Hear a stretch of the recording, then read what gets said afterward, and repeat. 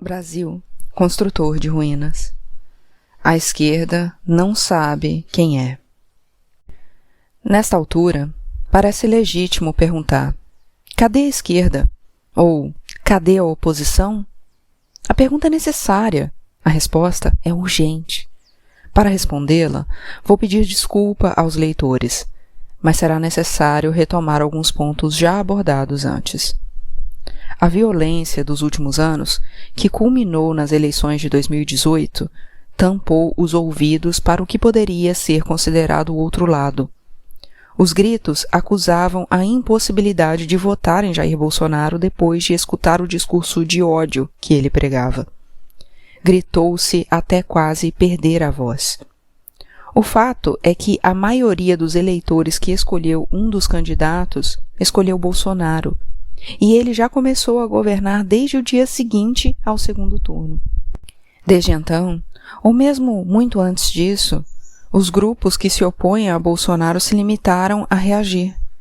A cada declaração, a cada anúncio de ministro, a cada indício de corrupção, amontoavam-se mais gritos. Era necessário reagir, mas só reagir era exaustivo. Como o espaço público estava saturado de gritos, a reação se esgotava em si mesma. Numa época em que se vive de espasmo em espasmo, cada vez mais rápido, o que parece movimento, com frequência, é paralisia. A paralisia do tempo da velocidade cria a ilusão de movimento exatamente porque é feita de espasmos. A esquerda foi demonizada pela turma do Bolsonaro, do MBL, do Olavo de Carvalho. Para uma parte da população, virou tudo o que não presta, seja lá o que for. Esquerda e comunismo e marxismo tornaram-se uma coisa só no discurso repetitivo e feito para a repetição. E essa coisa que viraram pode ser qualquer coisa que alguém diz que é ruim. A reação daqueles que se identificam com a esquerda é acusar os que estimulam esse desentendimento.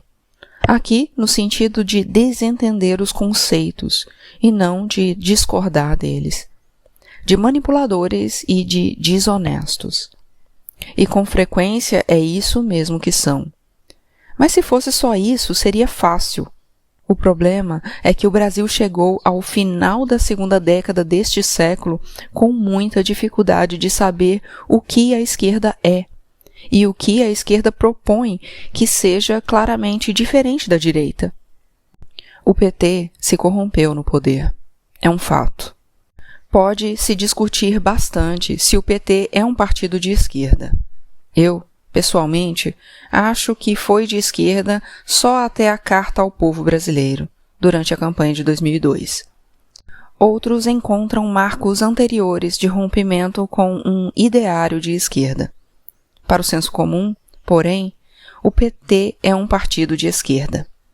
Não só é como foi a principal experiência de um partido de esquerda no poder da história da democracia brasileira. Logo, não se corromper no poder, fazer diferente da velha política conservadora, já não é uma diferença da esquerda para a população. Negar que o PT se corrompeu no poder é quase tão delirante ou mau caráter quanto negar o aquecimento global provocado por ação humana. Garantir o emprego e os direitos trabalhistas poderia ser uma outra diferença visível, mas o desemprego voltou a crescer e os direitos do trabalhador começaram a ser cortados já no governo de Dilma Rousseff, a última experiência que a população teve de um governo de esquerda. A reforma agrária poderia ser outra diferença, mas ela não avançou de forma significativa no governo de esquerda. O MST, que hoje está sendo criminalizado pelo governo de extrema-direita, domesticou-se quando o PT estava no poder. O mesmo aconteceu com grande parte dos movimentos sociais, que viraram governo em vez de continuarem sendo movimentos sociais, o que teria sido importante para garantir a vocação de esquerda do partido no poder. Também nos governos do PT foram fortalecidos os laços com a bancada ruralista, que foi ganhando cada vez mais influência no cotidiano do poder, e se iniciou um claro projeto de desmantelamento da FUNAI. Não é permitido esquecer nenhuma palavra da petista Gleisi Hoffmann, atacando a FUNAI, quando era ministra da Casa Civil do governo Dilma Rousseff.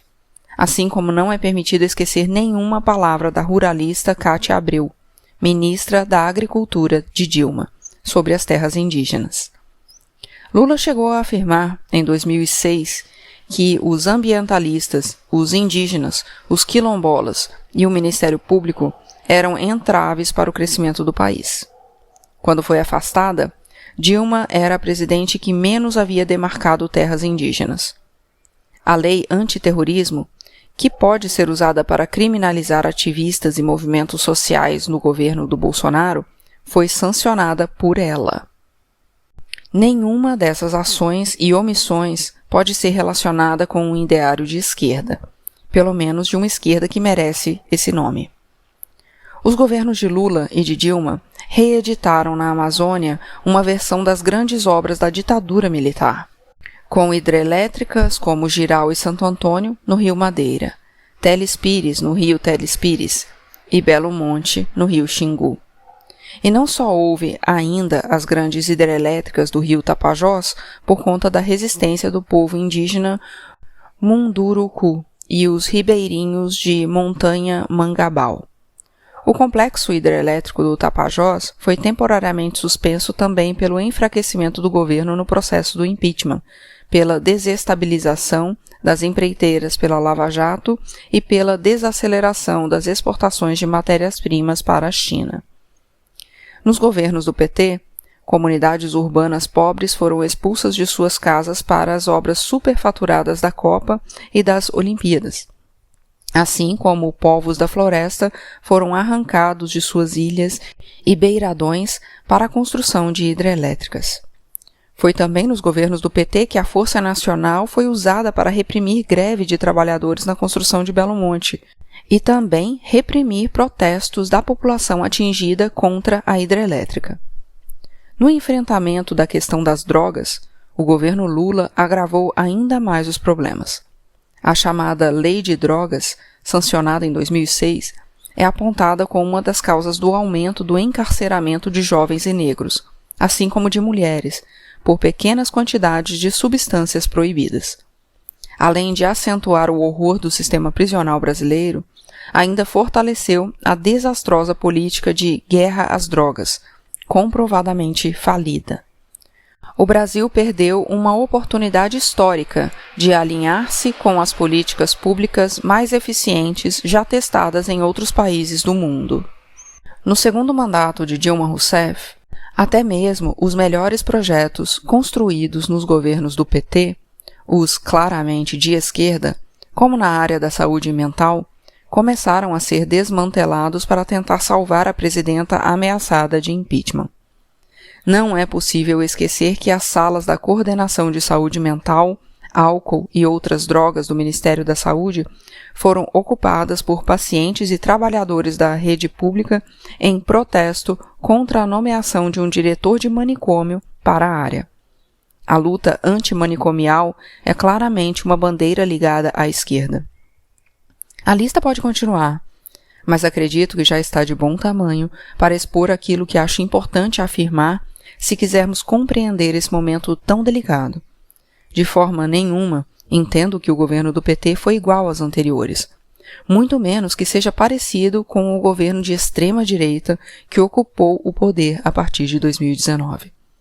O que afirmo é que a última, e, em certa medida, única, experiência de esquerda que marca a memória da população foi construída pelos governos do PT, e que as diferenças não são suficientes para que a população possa compreender um projeto de esquerda.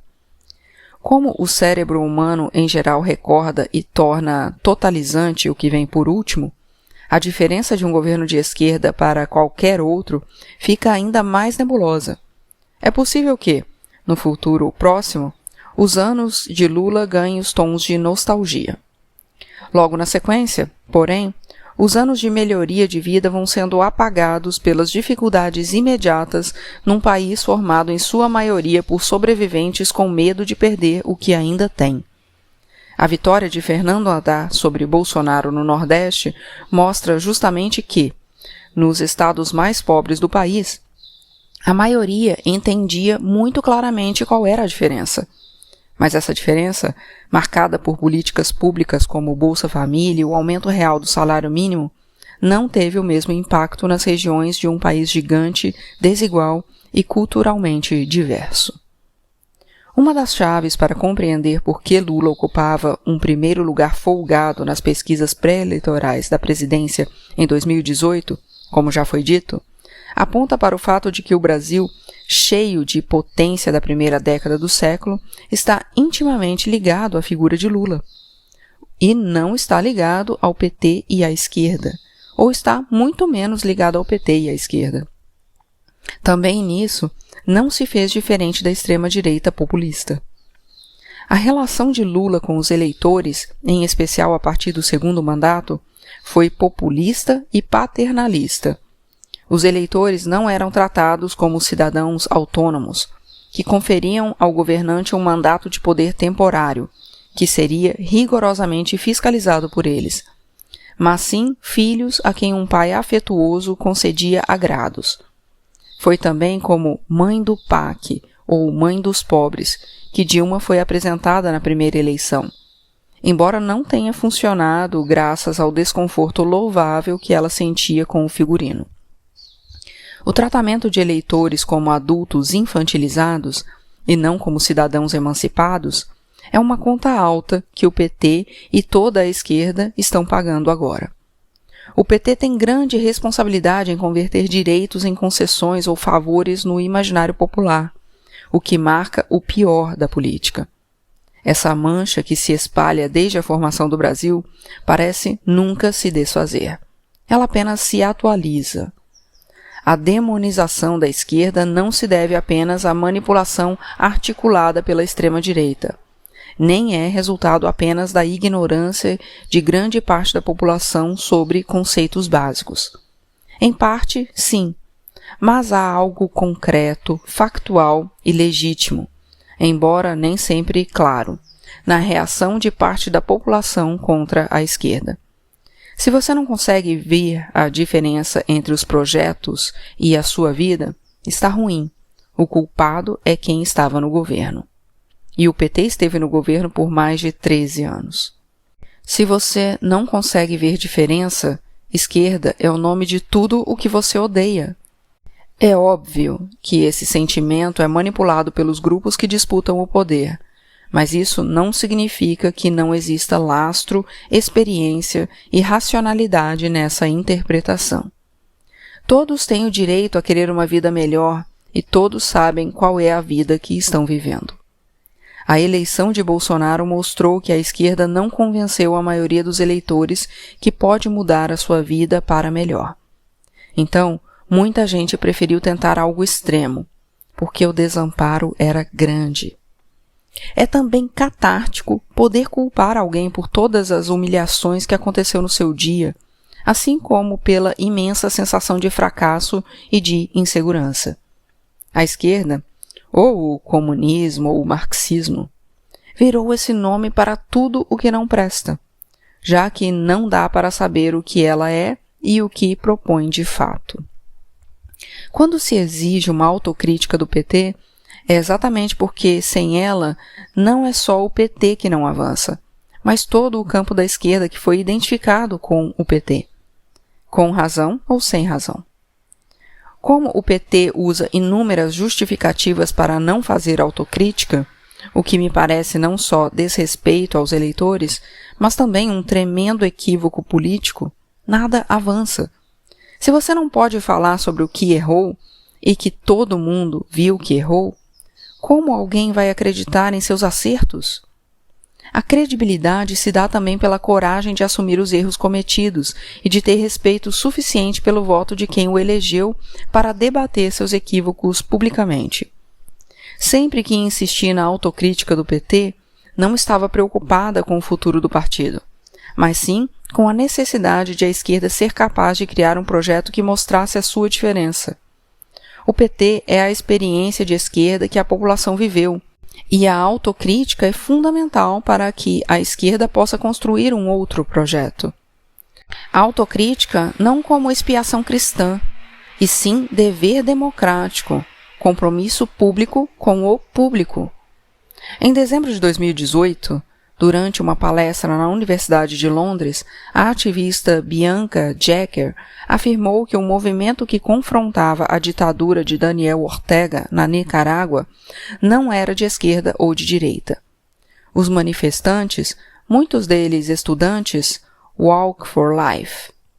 Esta é possivelmente a interpretação acurada da ativista sobre movimentos que se caracterizam por não serem marcados por uma coesão ideológica, mas é também uma resposta à estratégia dos apoiadores do regime de opressão. Daniel Ortega e Rosário Murillo, sua mulher e vice-presidente, assim como seus partidários e parte da esquerda mundial, tentam vender à opinião pública internacional a ideia de que Ortega estaria sendo atacado por um complô de direita. O problema da teoria conspiratória é que Ortega não tem qualquer resquício de identificação com o projeto de esquerda há vários anos. Mas essa parcela da esquerda, corroída e ultrapassada, finge não saber disso e insiste em contornar os fatos porque eles mancham seus heróis e suas revoluções. A ditadura de Daniel Ortega e Rosário Murillo, na Nicarágua, e o governo de Nicolás Maduro, na Venezuela, colaboram bastante para que as diferenças entre esquerda e direita sejam apagadas. Há muitos anos, Ortega traiu a Revolução Sandinista e qualquer ideário de esquerda e está fortemente conectado ao que há de pior na direita. Por algumas razões semelhantes e outras diferentes, o governo de Maduro tampouco pode ser considerado uma democracia. Parte da esquerda mundial, dos partidos que se dizem de esquerda e dos intelectuais que se dizem de esquerda, porém, simplesmente ignora os fatos ou torce as evidências para defender o indefensável. Como afirmar, então, que a população é ignorante e não consegue compreender a diferença entre esquerda e direita? Se a esquerda não se dá o respeito, a esquerda não merece respeito. Essa esquerda apodrecida, que morre abraçada com ditadores e não consegue admitir que se corrompeu, precisa ser superada. Essa esquerda que já não é, está atrapalhando a esquerda que quer ser. Há muita gente, de diferentes matizes ideológicos, defendendo que essa coisa de esquerda e direita acabou. Não é minha posição, pelo contrário. Acho mais urgente do que nunca a criação de um projeto de esquerda para o Brasil. Uma visão de esquerda para um dos países mais culturalmente diversos do mundo. Um projeto criado junto com os vários povos brasileiros, porque uma das diferenças da esquerda é criar junto, como um dia longínquo o PT fez com o orçamento participativo de cidades como Porto Alegre. Em artigo no Intercept, a cientista social e antropóloga Rosana Pinheiro Machado escreveu sobre o que tem chamado de revoltas ambíguas. Aquelas que não se definiram por estar alinhadas com a esquerda ou com a direita, como aconteceu no Brasil durante as manifestações de junho de 2013 e também na greve dos caminhoneiros em 2018, e como aconteceu na França, nos protestos dos coletes amarelos, a partir do final de 2018. Tentar enquadrá-los como esquerda ou de direita é um equívoco. Abre aspas.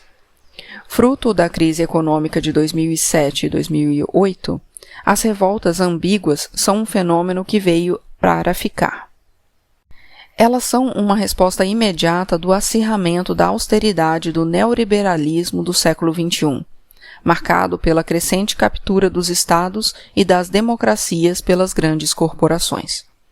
Se o neoliberalismo flexibiliza as relações de trabalho e, consequentemente, as formas de fazer política sindical, atuando como uma máquina de moer coletividades, desdemocratizar, desagregar e individualizar, os protestos do precariado tendem a ser desorganizados, uma vez que a esfera de politização deixa de ser o trabalho, mas ocorre de forma descentralizada nas redes sociais. Os protestos ocorrem mais como riots, motins, para chamar a atenção. Eles nascem, muitas vezes, de forma espontânea e contagiosa, sem grande planejamento centralizado e estratégico, expressando um grande sentimento de revolta contra algo concreto vivenciado em um cotidiano marcado por dificuldades. São um grito de basta. Fecha aspas.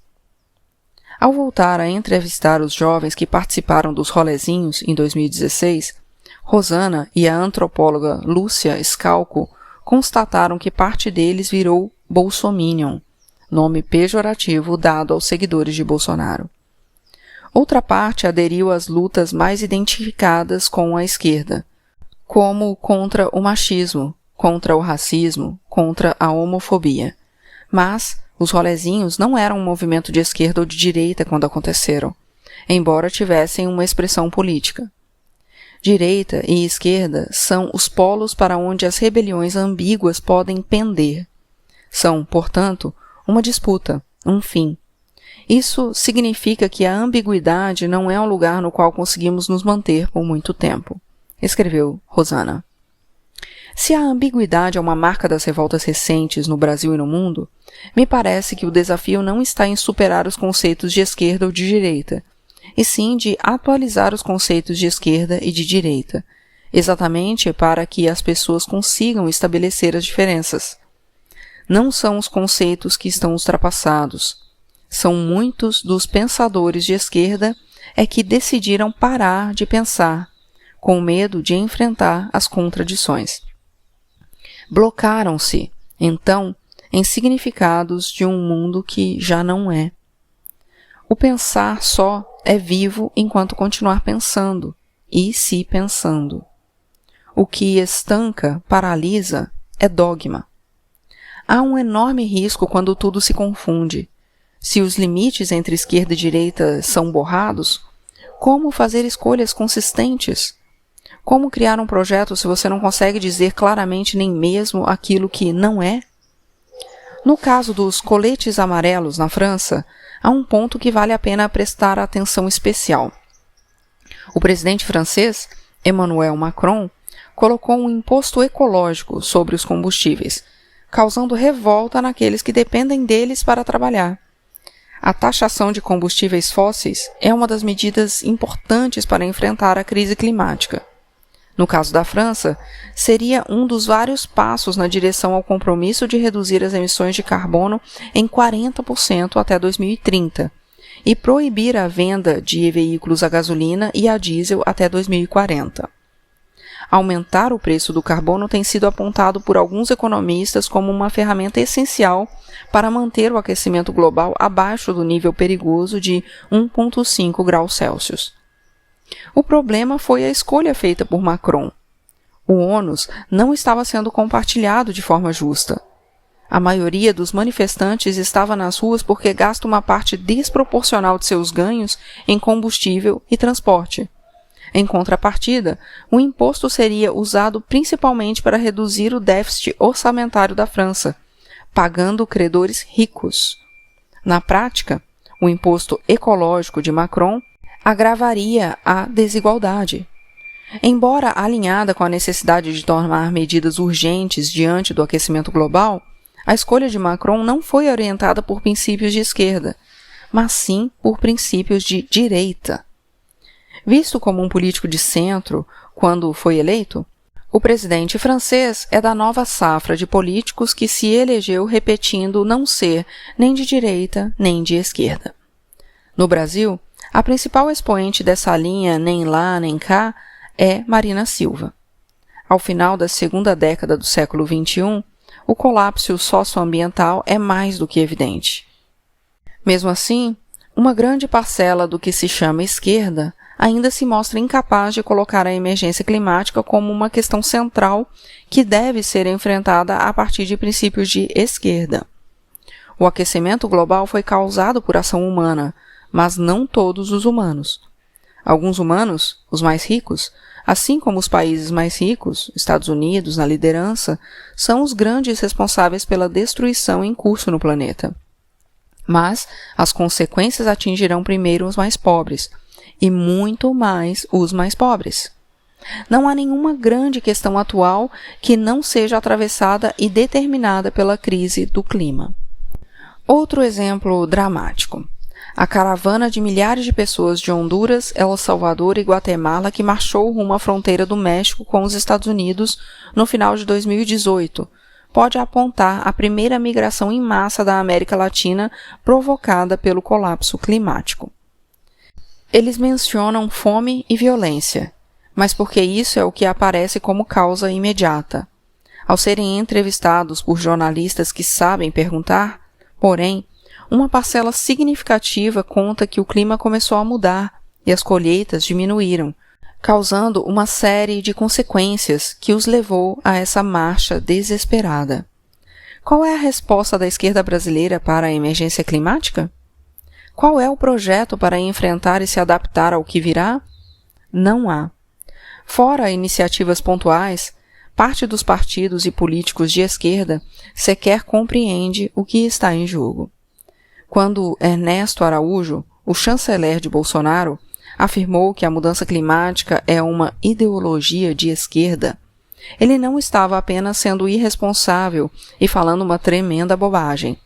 Ele estava também superestimando a esquerda, e especialmente o PT. Alguns, inclusive, devem ter acordado naquele instante e corrido para a Wikipédia para saber o que se tratava. Lula e Dilma Rousseff, que governaram o Brasil em nome do PT, nunca chegaram sequer perto de compreender que a crise climática era assunto deles.